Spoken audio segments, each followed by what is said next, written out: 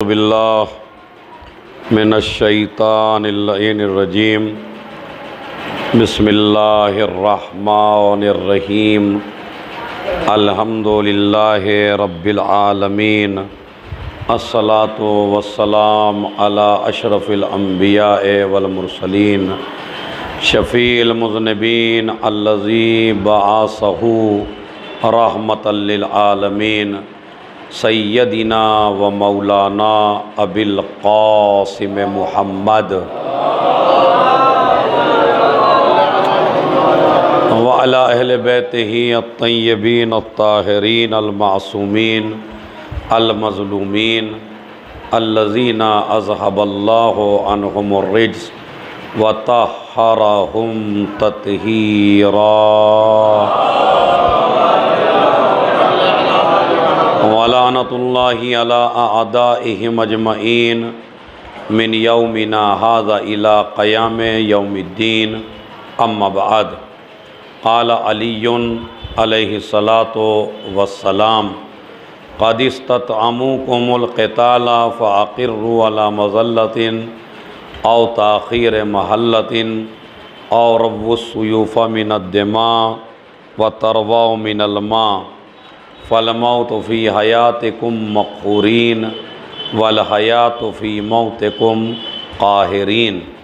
एक मरतबा सूरह हम्द, 3 मरतबा सूरह क़ुल हुवल्लाह की तिलावत फरमाकर वुसअत फ़ातिमा बिनते मुज्तबा की रूह को ईसाल फरमाए।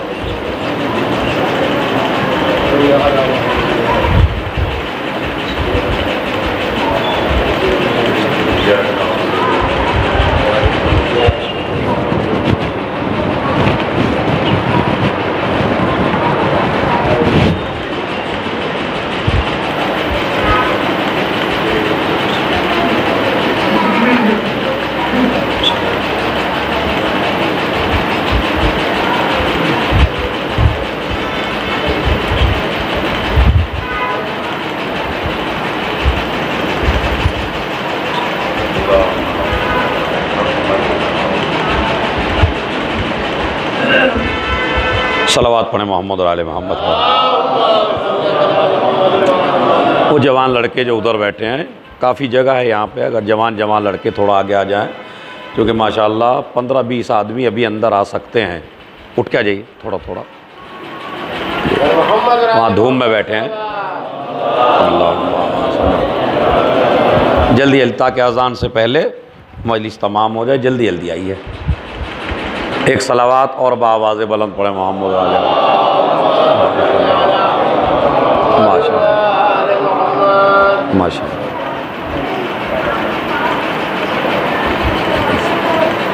एक सलावात और पढ़ दे मोहम्मद वाले मोहम्मद।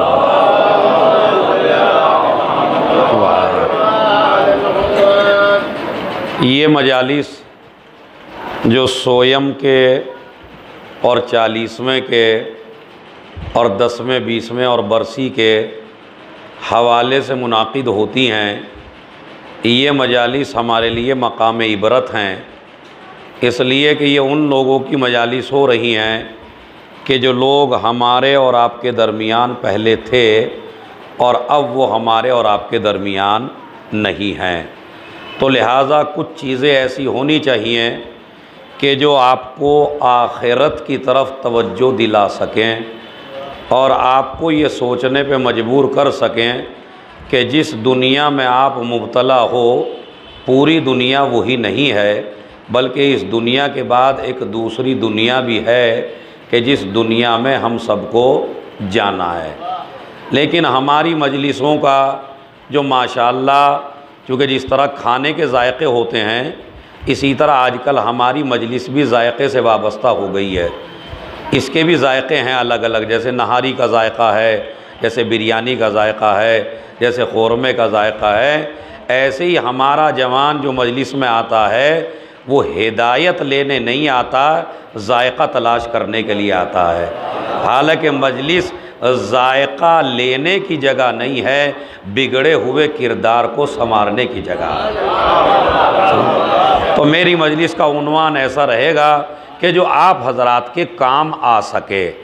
मजलिस माशाअल्लाह लखनऊ का मिजाज मैं भी जानता हूँ, और मैं भी कोई ऐसा ख़तीब नहीं हूँ, माशाअल्लाह दुनिया में जाता हूँ तो मैं इतनी दात तो आपसे ले ही सकता हूँ कि घुटनों के बल खड़ा कर दूँ आपको, लेकिन फिर इंशाअल्लाह आप ये घर जाके कहेंगे अच्छी तो बहुत हुई मगर समझ में कुछ नहीं आया। समझ रहे? तो ऐसी मजलिस से मेरे ख़्याल में जब से हमने ऐसी मजलिस पढ़नी शुरू कर दी कि मज़ा आए मगर हिदायत ना मिले, मज़ा आए मगर इस्लाह ना हो, मज़ा आए मगर हकीकी आले मोहम्मद की फ़जीलत इंसान के जहन में उजागर ना हो पाए। देखिए, दो किताबें हमारे मज़हब की बड़ी असासी हैं। ये मालूमाती मजलिस है, थोड़ा सा इसको अलग अंदाज में सुनिएगा आप, और तवज्जो चाहता हूँ अपने जवानों से। हमारे मज़हब की दो किताबें बड़ी असासी हैं। एक किताब का नाम है सहीफ़ा सज्जादिया और एक किताब का नाम है नहजुल, ज़ोर से बोलिए थोड़ा सा, ताकि आप इन मजलिसों में बोलेंगे तो हर आदमी फिर ऐसे ही पढ़ेगा। वो आप नहीं उसको सहारा देते तो वो बेचारा वो सोचता है इन्हीं के मिजाज का सुनाओ। तो आप ज़रा थोड़ा बोलते रहिएगा, चूँकि टीचर हूँ तो टीचर का काम है कि थोड़ा सबको साथ लेके चलना। क्या है कि हमारे मज़हब की दो किताबें हैं, एक है नहजुल बलागा और एक है सहीफ़ा सज्जादिया। अब माशाअल्लाह इतनी तो हमारे जवानों को नॉलेज है। सहीफ़ा सज्जादिया किसकी किताब है? हाँ, ज़ोर से बोलिए, शर्माना नहीं है। इमाम ज़ैनुल आबिदीन अलैहिस्सलातु वस्सलाम की। और नहजुल बलागा किससे मंसूब है? अमीरुल मोमिनीन से। यानी जो पहले अली से मंसूब है वो नहजुल बलागा है, जो चौथे अली से मंसूब है वो सहीफ़ा सज्जादिया है। दोनों किताबें हमारी हैं, लेकिन आपने पढ़ी कितनी है? कोई है न मिंबर पे आने वाला उसको बयान कर रहा है और ना मजमा। अच्छा, मजमे की तो बेचारे की गलती नहीं है, मजमा तो वो सुनता है जो मिंबर वाला सुनाता है, लेकिन जब मैं आपको सुनाऊंगा नहीं तो आपको पता कैसे चलेगा? मुझे आप इंसाफ से बताइए। और ये मेरी मजलिस का फ़ज़ाइल इमाम सज्जाद में सबसे बड़ा जुमला है, इसी पे चाहे जितनी दाद दे लीजिए और चाहे जितना खुश हो लीजिए।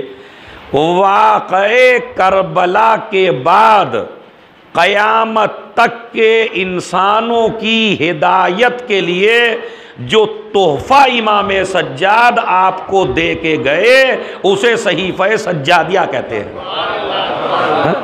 अब ये बताइए, जो तोहफ़ा हमें इमाम दे के गए हों, एक तोहफ़ा है शायर देता है, एक तोहफ़ा मौलवी देता है, एक तोहफ़ा ज़ाकिर देता है, एक तोहफ़ा आपका रिश्तेदार देता है, लेकिन हर तोहफ़े की हैसियत अलग है। लेकिन जो तोहफ़ा इमाम दे के जाए उससे कीमती कुछ हो सकता है। लेकिन आज हमारे यहाँ अगर लखनऊ में मैं ऐलान कर दूं कि इसी करबला में एक दरख्त ऐसा है कि जिसके पत्ते खा लो तो बे औलाद को औलाद हो जाए, और जिसका काम ना बनता हो उसका काम बन जाए, और जिसकी बच्चियों की शादी ना होती हो उसकी शादी हो जाए, और वो इस दरख्त के पत्ते हैं, तो मेरे ख्याल में रात तक इस दरख्त पे कोई पत्ता बचने वाला नहीं है। हर औरत हर मर्द पत्ता ले लो, पत्ता ले लो। कमाल का मसला है, एक जाकिर किसी दरख्त का पता बता दे तो मजमा उसे छोड़ने के लिए तैयार नहीं है। और जो नहजुल बलागा और सहीफ़ा सज्जादिया नस्लों को संवारने का जरिया हो, उस पे हम तवज्जो नहीं दे पा रहे हैं। सही देखिए, आपको दो जगह रहना है। खुदा के साथ दोनों का डिफरेंस बताता हूं बस। खुदा के साथ भी आपको रहना है और अपनी फैमिली में भी आपको रहना है। बीवी के साथ, बच्चे के साथ, बहन के साथ, भाई के साथ, रिश्तेदारों के साथ, खानवादे के साथ, पड़ोसी के साथ, हुकूमत के साथ, ये भी आपको रहना है, और अपने खुदा के साथ भी आपको रहना है। तो दो किताबें होनी चाहिए।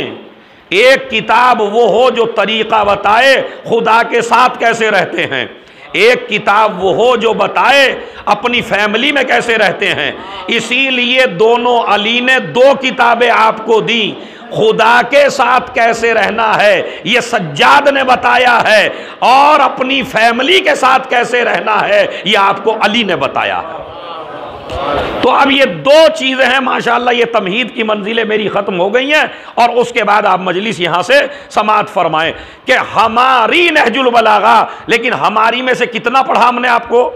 अगर हम व्हाट्सअप भी करते हैं सुबह को उठ के तो बगीचे का व्हाट्सअप करते हैं, या हम किसी बिल्डिंग का व्हाट्सअप करते हैं, या हम चाय की केतली और कपों का व्हाट्सअप करते हैं। आप मुझे बताइए इन फूलों से आपको मिलने वाला क्या है जिनसे खुशबू ना आती हो? जैसे अभी कहा उन्होंने शेर में कि कागज़ के फूलों से खुशबू, तो वो जो व्हाट्सएप पे आपको हरे हरे बगीचे दिखाए जा रहे हैं उससे कोई फ़ायदा होने वाला नहीं है।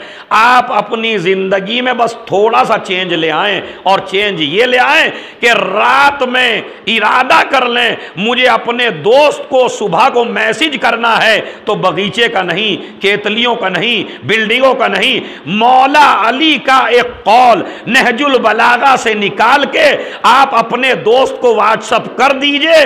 जहां जहां भी जाएगा हिदायत फैलाता चला जाएगा। ये बताइए कोई बड़ा मसला है ये? क्यों जवानों, आप इसे कर सकते या नहीं कर सकते?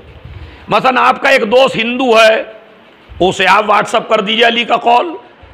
आपका एक दोस्त सिख है, अली को अपने तक महदूद ना रखिए। मैं तवज्जो चाहता हूं, सबसे बड़ी गलती जो शियों ने की वो ये की अली को अपने तक महदूद रखा।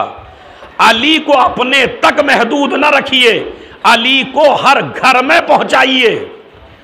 अगर रसूल को अली को हर घर में पहुंचाना न होता तो गदीर का वाकया मदीने में होता, मैदान में न होता। एक सलावात भेज दें मोहम्मद और आले मोहम्मद।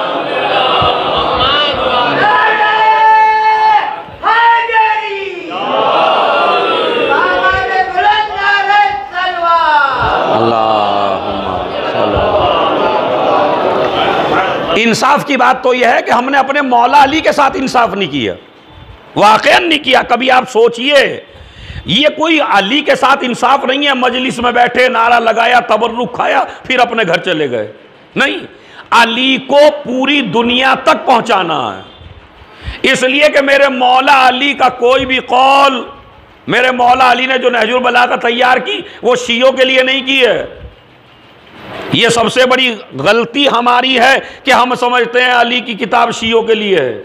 शियों के लिए नहीं है, सुन्नियों के लिए भी नहीं है, हर इंसान के लिए है नहजुल बलागा।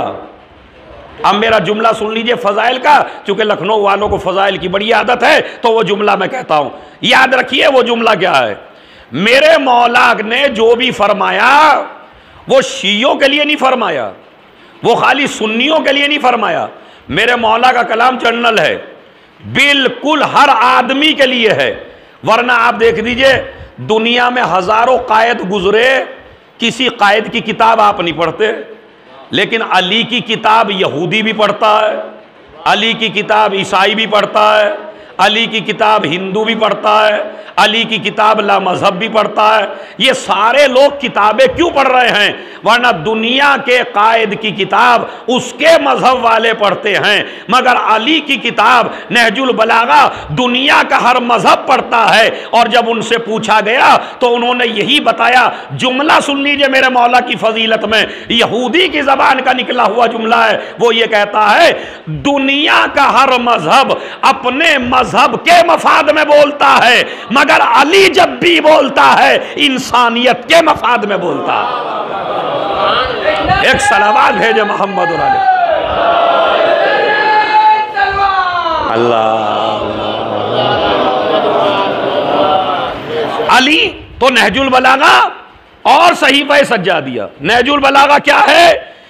ये आपको बताती है फैमिली के साथ कैसे रहना है। सहीफा सज्जादिया क्या बताती है? खुदा के साथ आपको कैसे रहना है, ये आपको बताएगी सहीफा सज्जादिया। अब आइए नहजुल बलागा से जो मैंने कलमा पढ़ा है उसका मैं तर्जुमा कर दूं।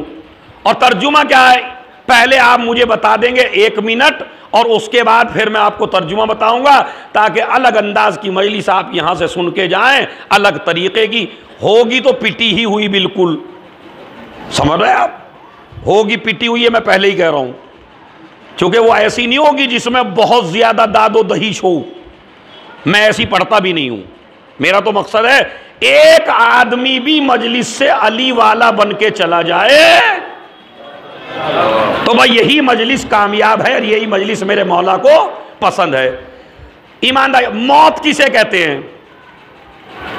आज तक आपने शायरों से, मुफक्किरों से मौत की तारीफ क्या सुनी है? तो मौत की तारीफ जितने शायर बैठे हैं माशाअल्लाह, सबका मफहूम एक ही है कि जिस्म से रूह निकल जाए तो आदमी मुर्दा है और जिस्म में रूह बाकी रहे, बोलिए थोड़ा, तो आदमी जिंदा है। यही तो है, सारी तारीफें इसी के इर्द गिर्द चक्कर लगाती हैं। जिस्म में रूह है तो जिंदा है और जिस्म से रूह निकल गई तो आदमी मर गया। इसके अलावा कोई तारीफ आज तक आपने नहीं सुनी। जनाबे आदम से रसूल तक और रसूल से कयामत तक और आज पूरी दुनिया बस एक ही तारीफ करती है, जिस्म में रूह है तो जिंदा है। यानी इस तरह समझिए, जिस आदमी को कब्र के अंदर लिटाया गया वो मुर्दा और जो कब्र के अंदर लिटा रहा है वो जिंदा। जो कब्र पे आलिम बैठ के तलकीन पढ़ रहा है वो जिंदा और जिसके लिए तलकीन पढ़ी जा रही है वो मुर्दा। जिसको चारपाई पे लेके जा रहे हैं वो मुर्दा और ये जो कौम पीछे चल रही है ये जिंदा। मगर मेरे मौला अली ने नहजुल बलागा में जिंदगी का नक्शा ही उलट डाला। मेरे मौला कहते हैं उल्टा भी हो सकता है, ये भी हो सकता है जो आलिम तलकीन सुना रहा हो वो मुर्दा हो और जिसको सुनाई जा रही हो वो जिंदा हो। जिसे कब्र के हवाले किया हो वो जिंदा हो और जिन्होंने हवाले किया हो वो मुर्दा हो। जो चारपाई पे हो वो जिंदा हो और जो पीछे पीछे कौम चल रही हो वो मुर्दा हो। तो मौला वो कैसे? तो पहले तो मेरे मौला ने फरमाया अल जाहिलो मय्यतुन बैनल अहया, जो इंसान दीन न जानता हो वो चलती फिरती लाश है। एक सलावत भेजे मोहम्मद और आले मोहम्मद पर। मैं तवज्जो चाहता हूं एक एक जमान से। चलती फिरती लाश है, वो जिंदा नहीं है। तो इसका मतलब है जाहिल मुर्दा और आलिम जिंदा। अब आप कहेंगे हमें सबको मुर्दा बता रहे, अपने आप को जिंदा बता रहे। तो आलिम से मुराद अमामे वाला नहीं है, आलिम से मुराद अबा कबा वाला नहीं है। हो सकता है जो मिंबर पे हो वो जाहिल हो और जो नीचे बैठा हो वो आलिम हो, इसलिए कि लिबास पहनने से आलिम नहीं बनता। ये ना समझ लीजिए हर लिबास वाला आलिम है, नहीं। जिसके सीने में उलूम आले मोहम्मद हो, चाहे वो नीचे ही क्यों ना बैठा हो, वो है आलिम। जिसे हलाल का पता हो। अब माशाअल्लाह इतना बड़ा मजमा है, किसे नहीं पता चोरी हराम है, तो आप आलिम है ना। झूठ जायज है या नाजायज है? नाजायज, तो आप आलिम हुए। यानी जब हलाल और हराम का पता चल जाए तो आप क्या हैं? आलिम हैं। मेरे मौला कहते हैं उल्टा भी हो सकता है। तो मौला उल्टा कैसे हो सकता है? कहा जो कब्र के अंदर है वो जिंदा और जो कब्र से बाहर है वो मुर्दा। अब मेरे मौला ने ये बात समझाने के लिए जंगे सिफ़ीन में चलिए मेरे साथ। सलावात अच्छी सी पढ़े तो आपको सुनाऊं फिर मैं। और ये मेरी कौम के जवानों के लिए पैगाम है इस मजलिस में, और बड़ा अजीम पैगाम है। वो सुनिए क्या है। जंगे सिफ़ीन हो रही है, अमीर शाम के आदमियों ने घाट पे कब्जा कर लिया, पानी पर कब्जा कर लिया। मौला अली का लश्कर गर्दन झुका के बैठ गया। मौला अली अपने खेमे से निकले। 51वां खुतवा है नहजुल बलागा का, अगर किसी को हवाला चाहिए तो नहजुल बलागा में पढ़ ले। 51वां खुतबा, या नंबर बदल जाए 52-53 इस तरह हो सकता है, लेकिन 51वां खुतबा है नहजुल बलागा का। क्या है उसमें? अली निकले खेमे से बाहर, क्या देखा? खेमे के बाहर गर्दन झुकाए लोग बैठे। मेरे मौला ने कहा क्या हुआ? उन्होंने कहा माविया ने फुरात पे कब्जा कर लिया, अब लोग प्यासे मर रहे हैं। मेरे मौला ने कहा तुम्हारा इरादा क्या है? भाई आखिरी आदमी तक तवज्जो, तुम्हारा इरादा क्या है? कहा मौला हम तो आपके गुलाम हैं, जैसा आप इशारा करें वैसा हमें बयान कर दे। मेरे मौला ने दोनों रास्ते बताए, जंग करने का भी रास्ता बताया और जंग न करने का भी रास्ता बताया, रीजन उसका भी बताया और रीजन इसका भी बताया, बातिल के सामने उठने का रीजन भी बताया और बातिल के सामने गर्दन झुकाने का रीजन भी बताया और दोनों के नतीजे बता दिए। खुदा की कसम मैं दावा कर रहा हूं, अगर मौत व हयात की तारीफ आज तक आपने ऐसी सुनी हो तो मुझे टोक दीजिएगा आपके हमने ये कहीं पढ़ी है, और अगर नहीं पढ़ी तो करोड़ों सलाम करो अली को कि जिसने जीने का सलीका भी बता दिया और मरने का अंदाज भी बता दिया। सुनिए मेरा मौला क्या कहता है। ए मेरे लश्कर वालों, बहुत कीमती जुमला है, मौत व हयात की तारीफ अली की नजर में। मेरा मौला क्या कहता है, ये सामने वाला लश्कर तुमसे जंग चाहता है, लड़ना चाहता है। क़दिस्तत अमूकुमुल क़िताल, ये पानी बंद करना तो एक बहाना है, असल में ये तुमको झुकाना चाहते हैं, ये तुमसे लड़ना चाहते हैं। तुम्हारे सामने दो रास्ते हैं। अब माशाल्लाह पूरा मजमा जहां जहां का भी आया है ये हदिया लेके जाए मजलिस का। तुम्हारे सामने दो रास्ते हैं, या तो बातिल के सामने झुक जाओ, ना खुदा की कसम मेरी मेहनत को जाया नहीं करना, चूंकि मौत व हयात की तारीफ आ रही है। मौत की हयात तारीफ क्या की लोगों ने, मगर अली ने देखिए क्या की। मौला फरमाते हैं तुम्हारे सामने दो रास्ते हैं, क़दिस्तत अमूकुमुल क़िताला फ़अक़िर्रू अला मदल्लतिन, या तो बातिल के सामने झुक जाओ। और अब जुमला सुनिए, अगर आप जमीन पे बैठ के नहीं तो सातवें आसमान पे अली का जुमला सुनिए। और रव्वु सुयूफ़ मिनद्दिमा व तरवा मिनल मा, या तलवारों को खून पिला दो और खुद पानी पी लो। एक सलावत भेजे मोहम्मद और आले मोहम्मद। एक अच्छी सी सलावत पढ़े ताकि आप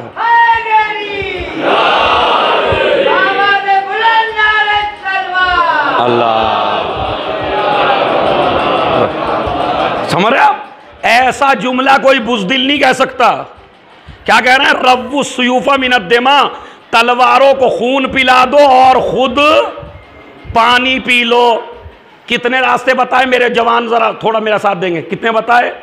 या तो बातिल से लड़ो या बातिल के सामने झुको, और दोनों का नतीजा बताया अली ने। अब सुनिए, पूरी मजलिस ना सुनिए मगर मेरे मौला अली का कलाम सुन लीजिए। मौला कहते हैं फल मौतो फी हयातिकुम मखूरीन वल हयातो फी मौतिकुम काहिरीन। दोनों का नतीजा सुन लो। अगर बातिल के सामने अपने सर को झुका लिया तो जिंदा रह के भी मुर्दा हो। अरे मैं तवज्जो चाहता हूं। अगर बातिल के सामने तुमने सर को झुका लिया तो जिंदा रह के भी मुर्दा हो, और अगर बातिल के सामने सर उठा लिया तो कब्र में जाके भी। एक सलावत भेजे मोहम्मद।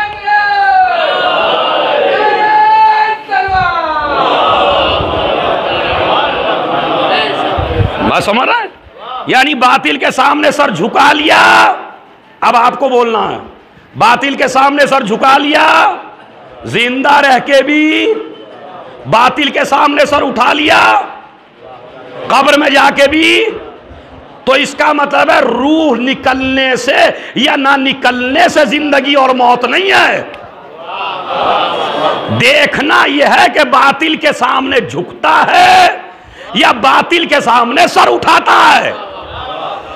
और अब मैं जिस जुमले के लिए जहमत दी थी वो जुमला कह रहा हूं। लोगों ने कहना शुरू किया ये तो अली की लफ्फाजी है कि जो हक के लिए उठे वो मरता नहीं है, जो बातिल के खिलाफ उठ जाए वो मरता नहीं है, ये तो अली की लफ्फाजी है। अली ने दलील तो कोई दी नहीं है। खुदा की कसम दावा किया था अली ने, दलील दी नो के नेजा पर हुसैन ने तिलावत करके। एक सलावात भेज दें।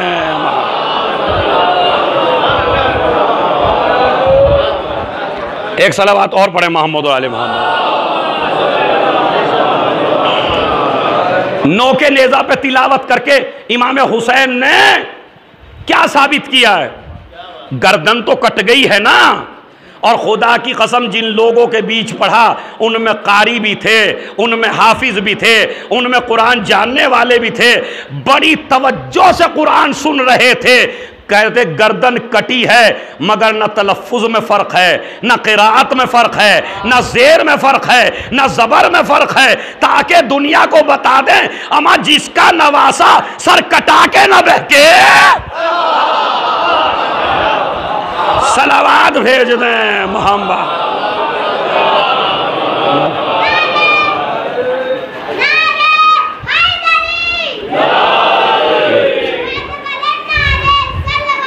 अल्लाहुम्मा।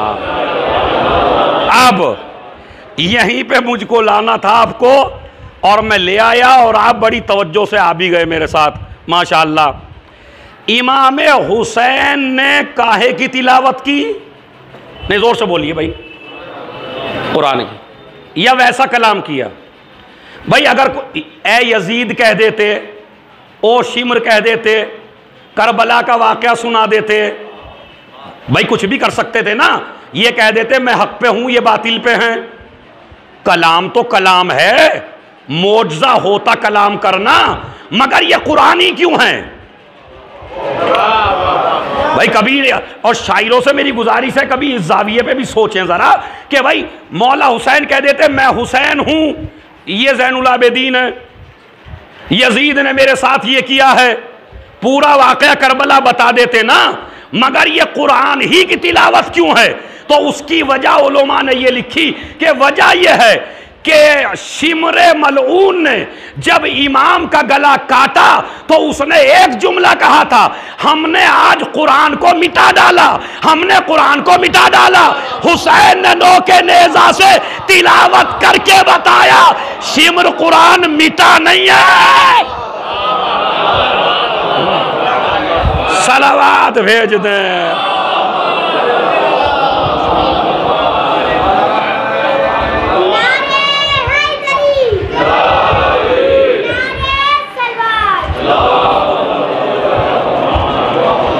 ये तो फजाइल का मैसेज था। अच्छा, नो के नेजा पे तिलावत काहे की है? माशाअल्लाह इतना आप जानते हैं। बोलिए, जोर से बोलिए। कभी कभी जोर से इसलिए बोलिए ताकि इन बच्चों को पता चले काहे की तिलावत की है। सूरह कहफ। सूरह कहफ में किन का तज़किरा है? असहाबे कहफ। असहाबे कहफ मोमिन है या नहीं? असहाबे कहफ इमाम ज़माना का वो लश्कर है कि जब आखिरी इमाम आएगा तो ये इमाम के लश्कर में आके लड़ेंगे। इसका मतलब ये है अब हमारे जो जवान है ऐसे ऐसे ये खूबसूरत खूबसूरत जवान ये सोचते हैं मेरा दादा इमाम का इंतज़ार करता रहा वो चला गया, मेरा परदादा इमाम ज़माना का इंतज़ार करता रहा वो भी चला गया, और मेरे अब्बा भी मर गए और इसी तरह मैं भी मर जाऊंगा, तो भला जब इमाम ज़माना आएंगे मैं इंतज़ार करके क्या करूं? मुझे तो उनकी आर्मी में लिया नहीं जाएगा, चूँकि मैं मर जाऊंगा तो मैं जाऊंगा कैसे? असहाबे कहफ का किस्सा कुरान मजीद में बताता है, नियत का खालिस रखना तुम्हारा काम है? और इमाम ज़माना के ज़माने में तुमको उठाना हमारा काम है।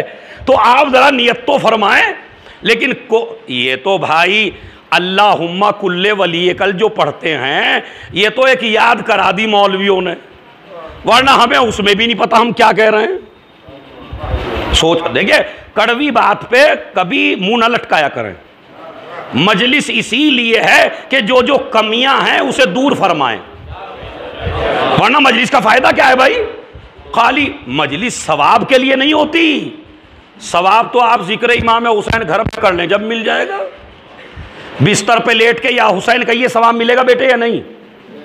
नोहा पढ़ लीजिए, बिस्तर पे लेट के मिलेगा नहीं सवाब? तो फिर मजलिसी क्यों, मजमाई क्यों, मिंबर ही क्यों, लोगों को इकट्ठा ही क्यों किया जाए?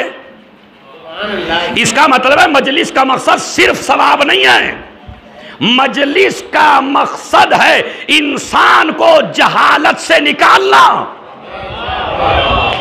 जितना जितना जहालत दूर होती चली जाएगी, उलूम आले मोहम्मद फैलता चला जाएगा। ये मकसद है। अब मैं आपसे फिर गुजारिश करना चाहता हूं, और वो गुजारिश सुन लीजिए, बड़ी बात है। देखिए, इमाम हुसैन की सबसे पसंदीदा चीज क्या हुई? भाई कुरान की तिलावत की ना, काहे की तिलावत की? सूरह कहफ की। अच्छा, मौला अली ने भी तिलावत की थी आके, वो कौन से सूरे की थी? हाँ, हालांकि ये वाकया जाकिरीन सबसे ज्यादा पढ़ते हैं, मौला अली की विलादत का किस्सा तो, मगर किस्सा नहीं पढ़ते, नुक्ते पढ़ते हैं। और वो नुक्ते आपको पहले से याद है, मैं क्या करूं उनको पढ़ के भाई, क्योंकि मैं तो अपना ही पढ़ूंगा, आपको तो हजारों के याद होंगे नुक्ते, तो मैं क्यों ऐसी चीज डालूं जिसका कोई फायदा ना हो? वो तो आपके जहन में पहले से ही है नुक्ते, माशाल्लाह। मौला अली ने भी कुरान पढ़ा और हुसैन ने भी कुरान पढ़ा। भाई यही मेरी मजलिस का मेन मकसद है जो मुझे पहुंचाना था। अली ने इब्तदा करके बताया, हुसैन ने इंतहा करके बताया। कामयाबी है कुरान, कामयाबी है कुरान। उन्होंने पढ़ा सूरह मोमिनून, कद अफलहल मोमिनून, तो माशाअल्लाह मेरे मजमे के दो बातें जहन में आ गई। हुसैन ने पढ़ा सूरह कहफ, अली ने पढ़ा सूरह मोमिनून। ये भी मोमिनों के लिए और वो भी मोमिनों के लिए। और उन्होंने कहा मोमिन कामयाब हो गए। अरे यहीं से तो आज अली की फजीलत आपको सुनाऊंगा। मोमिन कामयाब हो गए। दुनिया के हर कायद की हिस्ट्री पढ़ो, वो अपने चाहने वालों की कामयाबी का ऐलान बाद में करता है, अपनी कामयाबी का ऐलान पहले करता है। ये अकेला अली ऐसा कायद है, जब पैदा हुआ तो तुम्हारी कामयाबी का ऐलान किया, जब दुनिया से गया तो अपनी कामयाबी का कहा या नहीं? फुज़तो वरब्बिल काबा, पछता के मरना और है, कामयाब हो के मरना। सलावत भेजे मोहम्मद आले मोहम्मद। फिर बात वहीं की वहीं आ गई। जो मैं कहना चाह रहा हूं, फजाइल के बीच में कैप्सूल में कड़वी दवा देना चाहता हूं, इसीलिए फजाइल आपको कभी इधर से लेके आ रहा हूं, कभी इधर से लेके आ रहा हूं, ताकि आपका मूड बन जाए उस कड़वी दवा पीने का। तो इमाम हुसैन अली ने कुरान की तिलावत करके बताया हमें कुरान पसंद है, और हुसैन ने तिलावत करके बताया हमें कुरान पसंद है। तो अपने बच्चे को पीएचडी बाद में कराना, कुरान पहले पढ़ाओ। बीए बाद में कराना, कुरान पहले पढ़ाओ। एमए बाद में कराना, कुरान पहले पढ़ाओ। क्यों पढ़ाओ? अल्लाह का कलाम है एक, अली की पसंद है दो, हुसैन के दिल की तमन्ना है तीन, और तुम्हारा अपना फायदा है। क्यों? दुनियावी इल्म तकब्बुर पैदा करता है। कुरान पहले पढ़ा दो ताकि बाप को बाप कह सके, मां को मां कह सके। सलावात भेज दें मोहम्मद।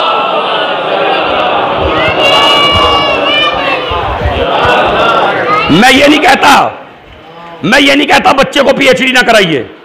सबसे ज्यादा डॉक्टर शिया कौम में हो, सबसे ज्यादा इंजीनियर शिया कौम में हो, सबसे ज्यादा बच्चा आखिरी दर्जे तक पढ़े शिया कौम में, इसलिए कि अली की कौम जाहिल अच्छी नहीं लगती। अली की कौम को इल्म में सबसे आगे बढ़ना चाहिए। मगर मगर मगर मगर हो सकता है किसी को कड़वी लगे, तो मेरी क्या करेगा भाई? हद से हद ये कहेगा बानी से कि किस सरफुरे को बुला लिया था तुमने मियां, इसके अलावा तो कुछ नहीं तुम्हारे हाथ में। अब मैं आपको बताता हूं क्या है। अपने बच्चे को नोहे खान और शायर बाद में बनाओ, कुरान पहले पढ़ाओ। है? हमारा क्या है, शायर बना डाला। अब जो शायर है मैं उनसे माफी चाहता हूं, शायर बना डाला। अब ना उसे रिवायत का पता, ना उसे आयत का पता, ना उसे कुरान का पता। अब वो खाली शेर कह रहा है तो कैसे कैसे। आजकल अच्छे शेर पे वैसे भी दाद नहीं मिलती। और आपने हाल देख लिया बेचारे इन बुजुर्गों का। अभी जो आपने इनका हाल किया है, कितने अच्छे अच्छे इन्होंने शेर पढ़े, इन्होंने शेर पढ़े, पैगाम दिया, आपने दाद थोड़ी दी। और एक आता बिला वजह किसी के ऊपर भी कुछ करता, आप खूब दाद देते। इसलिए कि जो बात अपने पे चिपके उस पे दाद क्यों देंगे। हमारे यहां मजलिस अपने लिए कोई सुनता ही नहीं। अब अगर मैं कोई बात पढ़ दूं ना तबलीगी, तो आप उसका मुंह देखेंगे, वो दूसरे का मुंह देखेगा, वो तीसरे का। ये मुंह नहीं देख रहे, बात को दूसरे तक पहुंचा रहे हैं कि मौलाना मेरे लिए नहीं पढ़ रहे। अब हर आदमी जब यही पूछेगा मेरे लिए नहीं पढ़ी, तो हिदायत कहां से होगी।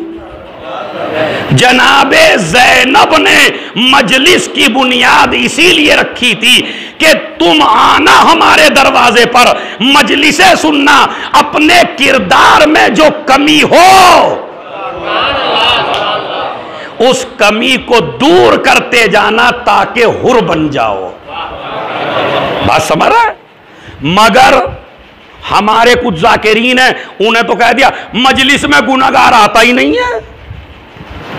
अब आप देखें जरा कितनी अच्छी बात है ये। अच्छा बताइए ईमानदारी से, हम गुनाहगार हैं या नहीं है, या सारे मासूम हैं आप। अब देखो मुझे निदात दोगे आप, क्योंकि मैं तो आपको गुनहगार बता रहा हूं। और अभी आए मेरे बाद कोई मजलिस में कोई गुनाहगार नहीं आता, तो आप भी दाद देते हैं भाई आपको इस्मत की सनद जो मिल रही है। मजलिस में सब पाक ही आते हैं बस, मजलिस में शैतान नहीं आता। अब भाई अब तो महफूज हो गए आप भाई मजलिस में। और कौन कहता है मजलिस में नहीं आता, सबसे ज्यादा मजलिसी में आता है। आप कहेंगे दलील, मैंने कहा दलील कुरान से है, लाक़ौदन्ना सिरातकल मुस्तकीम, परवरदिगार मैं बहकाऊंगा और तेरे सीधे रास्ते पे बैठूंगा। मजलिस अज़ा से बड़ा कोई सीधा रास्ता दिखा दीजिए, है बताइए क्यों नहीं आएगा। गुनहगार क्यों नहीं आएगा भाई। हुर इमाम हुसैन के पास गया या नहीं गया। तो अगर हुर इमाम हुसैन के पास जा सकता है तो मैं इमाम बाड़े में क्यों नहीं आ सकता है। गुनहगार नहीं आते यहां। बिला वजह की तारीफें कर करके मजमे को बहकाना, हमें कौन कहता गुनहगार नहीं आता। इसी दरवाजे पे गुनहगार आता है, इसलिए कि कोई दूसरा दरवाजा पाक करने के लिए नहीं आए। एक सलावत भेज दें।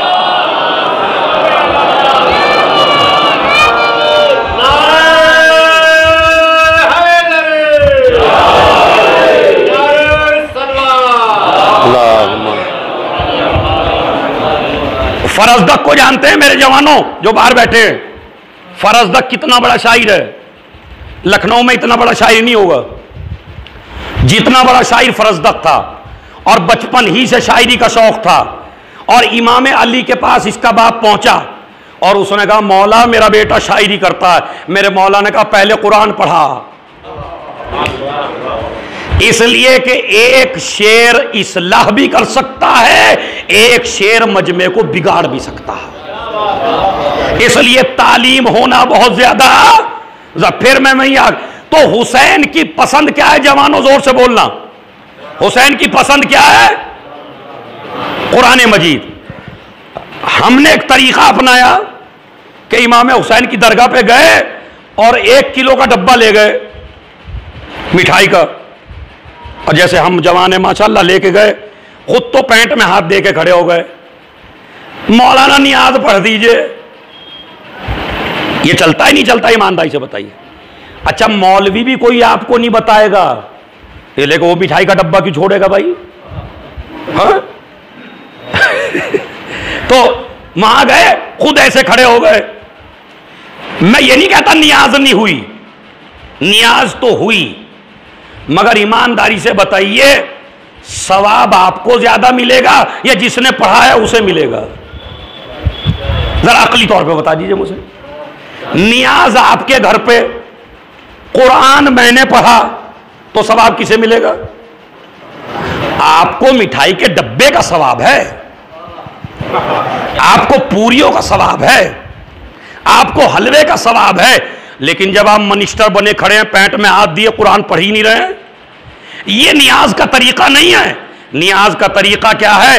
जब भी नियाज दो तो अपनी बीवी को साथ लो, अपने बच्चों को साथ लो, अपनी फैमिली के लोगों को साथ लो, जो चीज रखी उसे सामने रखो। बीवी से कहो तू भी पढ़, बच्चों से कहो तू भी पढ़, तू भी पैंट में हाथ दे के ना खड़ा हो, तू भी पढ़। बीवी के याद नहीं है क्या सूरह हमद, सूरह कुल वल्लाह? बच्चे के याद नहीं है क्या? जब सारे पढ़ेंगे तो हदिया पहुंचेगा हुसैन को, हुसैन की पसंद का। अरे मैं तवज्जो चाहता हूं, खुदा की कसम बड़ा जुमला है। हुसैन को हदिया पहुंचेगा हुसैन की पसंद का। मिठाई भी हुसैन कबूल करते हैं, जलेबी भी हुसैन कबूल करते हैं, नहारी भी हुसैन कबूल करते हैं, लेकिन लेकिन सबसे पसंद है हुसैन को कुरान, इसलिए कि गला कटने के बाद हुसैन का खाना बंद हुआ, कुरान बंद ना हो। सलावात भेज दें। तो नियाज और फातिहा का तरीका क्या बताया मैंने आपको? ये छोटे छोटे बच्चे जब फातिहा पढ़ेंगे, पोता जब फातिहा पढ़ेगा तो दादा को कितना सवाब होगा। तो हम ये नहीं कि खाली मौलवी ही पर सब कुछ छोड़ दें कि मौलाना आप पढ़ दीजिए, नहीं, अलहम्दु तो याद है। अगर तुम्हारे कुछ भी याद ना हो तो बिस्मिल्लाह कह के ही पहुंचा दो, कुछ भी याद ना हो तो सलावात पढ़ के पहुंचा दो, इसलिए कि जो भी आप कहेंगे वो आपका पहुंचेगा। और ये जो 70 खाने हैं, अब तो 80 होने लगे। एक जगह मैं गया तो गिनता ही थक गया मैं वहां। मैं फातिहा बाद में पढ़ी, पहले खाना गिनता रहा। हर तरह का फल, बीड़ी पसंद थी तो बीड़ी भी थी, पान पसंद था तो पान भी था, तकिया भी था, बिस्तर भी था। मैं ये नहीं कहता ना रखो, मेरी मजलिस का लखनऊ वालों गलत मतलब ना निकालना, मैं जितना कह रहा हूं इतना समझना। मैं कहता हूं 80 नहीं 1 लाख रखो, मगर उस बेटे को रखने का हक है जिसने जिंदगी में मां बाप को दिया भी हो।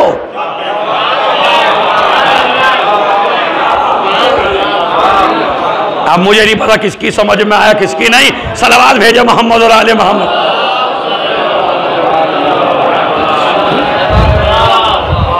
मसलन फातिहा में तो हैं 80 चीजें, और बाप तरसता मर गया एक चश्मे को, बाप तरसता मर गया एक चारपाई को, बाप तरसता मर गया, अरे बेटा मुझे डॉक्टर ने बताया पपीता, बेगम ने कान भर दिए, कहां से लाओगे, कीमती है, नहीं खिलाया जिंदगी में। फातिहा में अनार भी है, फातिहा में केला भी है, फातिहा में हर तरीके का फल है। तो मियाँ वो बाप भी नहीं लेता कब्र में, वो कहता परवरदिगार मैं क्या करूं इसका लेके, जब खाने के लायक था तो खिलाया नहीं, और अब इसने मेरे लिए नहीं किया, ये किया उनके लिए जो आए हैं मजलिस में दिखावे के लिए। तो कहने लगे मौलाना आपका मकसद ये है फिर हम कुछ ना रख के वहां नहीं पहुंचता? नहीं पहुंचता है, पहुंचता है। और ये भी मैं बता दूं मियां, आजकल मैं ये जुमला कह रहा हूं कि अगर मुर्दा एक दफा उठा के ले जाए ना, मतलब आपने 80 खाने रखे, पता चला वो सारा ही उठा के ले गया, 2-3 को और कब्र से उठा लाया बराबर से, और कहने लगा चलो आज उठा ही लाए सारा, तो फिर अगली फातिहा में 70 ही होंगे बस। और पता चला वो दूसरी फातिहा में भी उठा के ले गए, तो अब पता चलेगा 40 हो गए। और जब हर मुर्दा उठा उठा के ले जाने लगेगा तो फिर इनकी फातिहा भी नहीं आएगी। अरे भाई जितना रखते हैं सारा उठा के ले जाते हैं। ये हम फातिहा भी इसलिए दिलाते हैं मियाँ कि वो लेके तो जाते नहीं है, सारा यहीं पे रखा है, खाली उनके नाम का है। तो मौलाना पहुंचता या नहीं पहुंचता? मैंने कहा बिल्कुल पहुंचता। इसीलिए सूरह फातिहा में 3 मर्तबा सलावात पहले है, 3 मर्तबा सलावात बाद में है। इसलिए कि हमने खाना उनके हवाले किया है कि जो उधर भी पहुंचा दे और इधर भी रहने दें। यह है आले मोहम्मद। तो 3 दफा दरूद पहले, 3 दफा बाद में, सूरह हम्द 3 दफा कुल हुवल्लाह। गुजारिश करता हूं मजलिस वालों से, राजधानी ना बना करें सूरह फातिहा में कि इधर मौलाना ने कहा फातिहा और मेरी तो अभी यादी हुई, आपने कहा सलावात। यानी मौलवी से भी तेज है आपकी रफ्तार, इतना जल्दी पहुंचा देते हैं आप। और भाई इत्मीनान से पढ़िए ना। और ये जो खाना खिलाता है आदमी, ये फातिहा का खिलाता है, तो फातिहा पढ़ के जायज कर लीजिए। समझ रहा है? पता चला खा तो गए, फातिहा नहीं पढ़िए। तो मेरा मकसद है कुरान। फिर वही आपको बताता हूं मैं, बाप और मां की अजमत सबसे ज्यादा आज के माशरे में कम होती चली जा रही है। हम उनको फातिहा में ज्यादा पूछते हैं, जिंदगी में कम पूछते हैं। हम 1 लाख कमा के समझते हैं सारी दौलत हमारे कब्जे में आ गई, बाप को नीचा दिखाना शुरू कर देते हैं। इसीलिए जब तलकीन पढ़वाई ना अल्लाह ने, तो पता क्या कह के पढ़वाई? क्या नाम था जी मरहुमा का? वो सत इस्मई इफहमी या वुसअत फातिमा बिनते, जोर से बोलिए, मुस्तफा बिनते आया या नहीं आया? मुजतबा हुसैन आया या नहीं आया? इसी तरह हम और आप मरेंगे तो क्या कहेगा वो तलकीन पढ़ने वाला? इस्मा इफम या फला। मेरी मजलिस का सबसे कीमती जुमला, इस पे दाद भी सबसे चाहिए क्योंकि तबलीगी जुमला है, ये पहुंचना चाहिए। क्या है? या फला इब्ने फला। कहते नहीं फला इब्ने फला। अरे भाई कोई शजरे की किताब थोड़ी लिख रहे हो, बस इसी आदमी का नाम ले लो ना जो मर गया। ये बाप का नाम क्यों लिया जा रहा है कब्र में? ये उन नालायक जवानों के लिए है जो कहते हैं हमें बाप ने दिया ही क्या है, हमने तलकीन में इब्ने फला कह के बता दिया। कब्र में भी इज्जत तेरी दौलत ने न दिलाई, तेरे बाप के नाम ने दिलाई। सलावात भेज दें।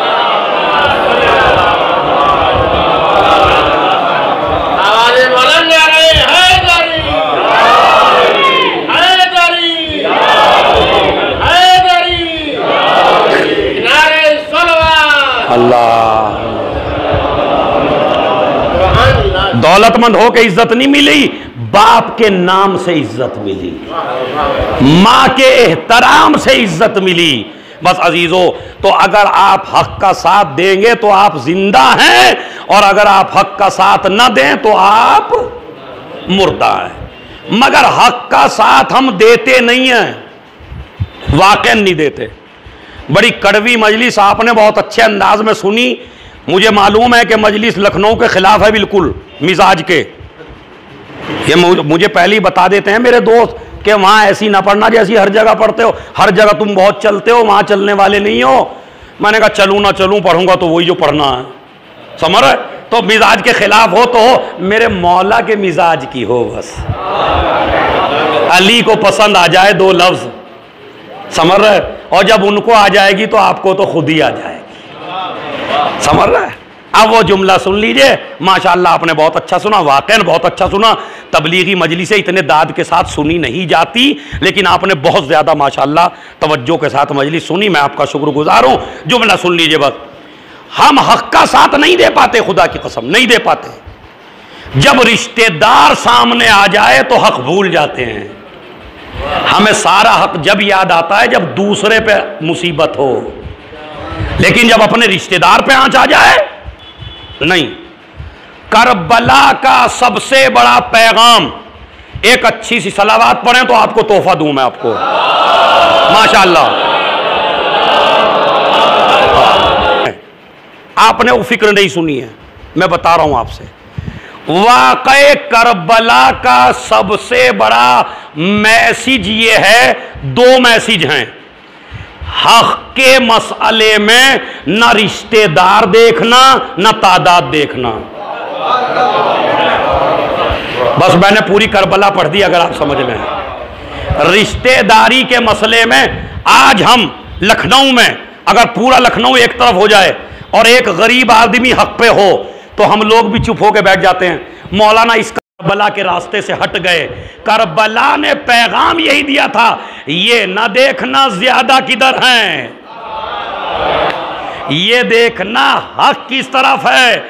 72 के लश्कर को 30,000 के लश्कर से टकरा के हुसैन ने पैगाम यही दिया था कि तादाद न देखना, हक देखना। ये तो ये मैसेज था। दूसरा सुनिए, ये जो मैंने आपसे कहा आखिरी जुमला मजलिस का और कीमती जुमला सुनिए भाई जवानों, सुनिए, तुम्हारे लिए है, चूंकि तुम मेरे छोटे भाई हो, मुझे हिदायत करना वाजिब है तुम्हारे लिए। जुमला सुनिए, रिश्तेदार नहीं देखना। तुम्हारा बाप ना हक हो उसके मुकाबले पे आ जाओ, तुम्हारा चचा हक पे ना हो उसके मुकाबले पे आ जाओ। करबला पैगाम यही देती है, रिश्तेदार या नहीं देखना। आइए मैं आपको सुनाऊं, खुदा की कसम वाकया सुना हुआ है, सुनिए भाई। एक सलावात अच्छी सी पढ़ दीजिए पूरी ताकत के साथ। मोहम्मद व अज्जिल, माशाअल्लाह। अब सुनिए आखिरी जुमला, उसके बाद मसाइल। इमाम हुसैन जा रहे हैं करबला की तरफ, अली अकबर पीछे हैं। जवान बेटा है अली अकबर भाई, है ना, जवान है, बाप आगे है, बेटा पीछे है। किसी जगह मुझे आप ये नहीं दिखा सके कि हुसैन पीछे हों अकबर आगे हों। हर जगह हुसैन आगे अकबर पीछे। ये सबक था एक जवान बेटे को कि इज्जत बाप से आगे चलने में नहीं है, इज्जत बाप के पीछे चलने में है। अब सुनिए, हुसैन ने कहा इन्ना लिल्लाह व इन्ना इलैहि, पढ़ा इमाम ने इन्ना लिल्लाह व इन्ना इलैहि राजिऊन। अली अकबर ने कहा बाबा इन्ना लिल्लाह क्यों पढ़ा आपने? कहा बेटा मेरी आंख लग गई थी तो एक आवाज़ आई कि काफिला आगे जा रहा है और मौत इसके पीछे। बताइए सुना या नहीं सुना? जोर से बोलिए। है जवानों, सुना आपने ये वाकया कि आगे आगे काफिला है, मौत इसके पीछे है। अब अली अकबर का सवाल है, बस उस सवाल पे मजलिस है। और अगर ऐसी बात ना सुनी हो तो मुझे दुआओं में ज़रूर याद रखना। दाद भले ही हो ना हो कोई मसला नहीं है, दिलों में पैगाम लेके जाइए, करबला लेके जाइए दिल में। पता क्या कहा? बाबा अवलस्ना अलल हक, क्या हम हक पर नहीं हैं? नहीं, जोर से बोलिए, कहा या नहीं कहा? इमाम ने क्या जवाब दिया जरा आप बताओ। बेटा अगर हम हक पे नहीं हैं तो कौन हक पे होगा? माशाअल्लाह सबने आपने सुना दिया। पैगाम सुनिए कितना बड़ा है। आपको पता है बेटे इमाम हुसैन हक पर हैं या नहीं? इमाम हुसैन जी, इमाम हुसैन सब ज़रा 6-7 बताते हैं हक पर हैं। अब मेरा आपसे सवाल है, सवाल बड़ा सिंपल सा है मौलाना साहब। सवाल ये है कि जब आजकल के बच्चे को पता है कि हुसैन हक पर हैं तो क्या शबीह पैगंबर को नहीं पता है कि मेरा बाप हक पे है? लो ले जाओ पैगाम खुदा की कसम। और अगर न सुना हो तो दाद भी इतनी हो सकती है कि 7वें आसमान पे जाके सुन सकते हैं आप। मगर जुमला सुनिए, अली अकबर जो बात बच्चे बच्चे को पता है हमारी कौम के, वो तुमको नहीं पता है, तो फिर बाप से पूछा क्यों हम हक पर हैं या नहीं? कहा मैंने अपने लिए नहीं पूछा, कयामत तक के हर जवान को एक पैगाम मैंने दिया। मैं अपने बाप के साथ इसलिए नहीं हूं कि ये मेरा बाप है, मैं इसलिए साथ हूं कि ये हक पर है। सलावात भेज दें।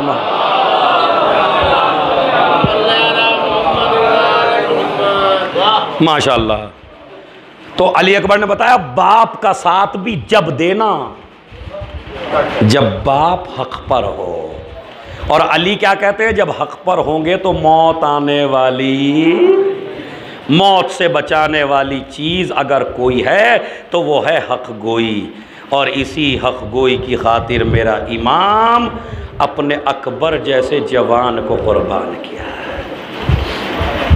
अजीज़ों, एक ख़ातून की मजलिस है और मुझे याद आ रही है, देखिए माँ कोई भी हो जब तक ज़िंदा रहती है परेशान रहती है, मरने के बाद माँ को सुकून मिल जाता है। लेकिन एक माँ ऐसी है कि जिसे करबला के बाद तक सुकून ना मिला, दुनिया से रुखसत हो गई मगर सुकून ना मिला। मैं तो कहूँगा इन वुसत साहब की बच्चियों से, इस बीबी की बच्चियों से या इनके रिश्तेदारों से कि वाक़ईन तुम बड़े खुश नसीब हो कि 40वें में इतना बड़ा मजमा आपको तसल्ली देने के लिए आया। आओ मदीने में कुछ बच्चे दिखाऊं, हसन और हुसैन इंतज़ार में हैं, माँ का पुरसा देने वाला कोई नहीं है, माँ बच्चों के सर पे हाथ रखने वाला कोई नहीं है। आप जानते हैं जब माँ मर जाती है तो बच्चों की क्या हालत होती है। और वो रात के जिस रात की माँ की कब्र में पहली रात होती है और बच्चे घर में होते हैं तो बच्चों से वो घर देखा नहीं जाता। कभी मुसल्ला देखते हैं, कभी बिस्तर देखते हैं, कभी चारपाई देखते हैं, इसलिए कि माँ नज़र नहीं आती। मैं कहूँगा हाय फातिमा, हाय बीबी ज़हरा कि इधर माँ का इंतकाल हुआ, इधर हसन और हुसैन आए और अस्मा ने कहा बच्चों खाना खा लो। तो हसन तो कुछ ना बोले, हुसैन ने कहा अस्मा क्या हमने माँ के बगैर कभी खाना, अस्मा क्या हमने कभी माँ के बगैर खाना खाया है। ए बच्चों अब माँ मिलने वाली नहीं है। ये सुन के अली से जाके लिपट गए और हुसैन ने एक जुमला कहा, या अबता माता तुम मोना, बाबा हमारी माँ मर गई। अली पे ऐसा असर हुआ, बेहोश हो गए। इधर गुस्लो कफन दिया, जनाजा सहने खाना में रखा। आओ बच्चों माँ का आखिरी दीदार कर लो। अरे सब आए, ज़ैनब आई। ज़ैनब ने देखा माँ का एक हाथ सीने पर रखा हुआ है। अपने बाप से कहा नहला के जो कफनाने लगे मैयत ज़हरा की अर्ज़ ये ज़ैनब ने हुजूर शह वाला, अम्मा का मेरी हाथ तो सीधा करो बाबा। ए बाबा जब मैयत को गुस्ल दिया जाता है, कफन पहनाया जाता है, उसके हाथों को सीधा कर दिया जाता है। बाबा मेरी माँ का हाथ सीधा क्यों नहीं होता? कहा बेटी हुनफुज ने ऐसा ताजियाना मारा ज़हरा का, मेरी बीबी का हाथ जख्मी था, सीने पे मौजूद था। बस मैं आखिरी रुखसत पढ़ता हूँ। आपने बड़ा पुरसा दिया मगर तसल्ली के लिए। ज़ैनब आई, रुखसत हो के चली गई। हसन आए, रुखसत हो के चले गए। उम्मे कुलसूम आई, रुखसत हो के चली गई। हुसैन आए, एक मर्तबा माँ के कफन को खोला, पैरों की तरफ से माँ का तलवा नजर आया। हुसैन ने अपना रुखसार माँ के तलवे से रगड़ना शुरू किया और एक जुमला कहा, कल्लमीनी कल्लमीनी या उम्मा, अम्मा अपने हुसैन से बात करो। अम्मा तेरा हुसैन आया है। अली कहता है बेटे अरे आजा, चेहरे की तरफ आजा, फिर ये चेहरा देखने को ना मिलेगा। हुसैन आए। बाबा आप ही तो बताते हैं, मरियम जब तक रुखसत ना हुई थी, ईसा जब तक रुखसत ना हुए थे, जब तक मरियम ने गोद न फैला दी हो, मैं भी माँ के पास जब तक नहीं जाऊंगा जब तक मेरी माँ गोद न फैला दे। ए हन्नत व अन्नत व अखरजत यदैहा मिनल कफन, बंदे कफन टूटे, दो हाथ निकले, हुसैन को सीने से लगाया, जहरा ने रोना शुरू कर दिया, आसमान से आवाज आने लगी, आसमान के फरिश्ते बेहोश होके गिर गए। जिब्राइल ने कहा अली कयामत आ जाएगी, हुसैन को अलग कर दो। अली आए, हुसैन को प्यार से जुदा किया। मैं कहूंगा मौला खुश नसीब हो, मां के चेहरे से लिपटे तो बाप ने अलग किया, मगर सकीना बाप का बदान शिमरा आगे बढ़ा, बालों को पकड़ा। आखिरी जुमला अजीजो, बस मेरे तायब्बा हुज्जतुल इस्लाम वल मुस्लिमीन मौलाना डॉक्टर फरमान साहब अलीगढ़ यूनिवर्सिटी में लेक्चरार थे। वो ये मसाइब पढ़ते थे कि जब जनाजा, बस आखिरी जुमला सुनिए ताकि भाई को भी तसल्ली आ जाए।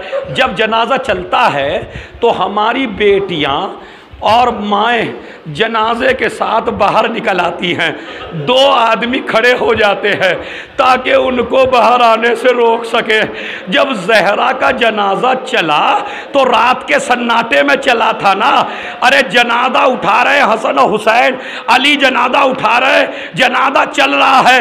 एक मर्तबा अली ने कुछ दूरी पे क्या देखा कि एक 5 बरस की बच्ची पर्दे में है, जनाजे के साथ साथ है, जिधर जनाजे का साया पड़ता है उधर वो बच्ची चली जाती है। बेटा हसन ये कौन है? ए बाबा जैनब माँ के जनाजे के साथ निकल आई। अली ने जनाजा छोड़ा, जैनब को सीने से लगाया, घर का दरवाजा बंद किया, बेटी मेरे सामने, घर से बाहर ना निकलना। मैं कहूंगा अली आज रात की तारीकी तुमने जैनब को पकड़ लिया, कूफे का दरबार, शराबियों का मजमा, जैनब का खुलासा आवाज दे रही।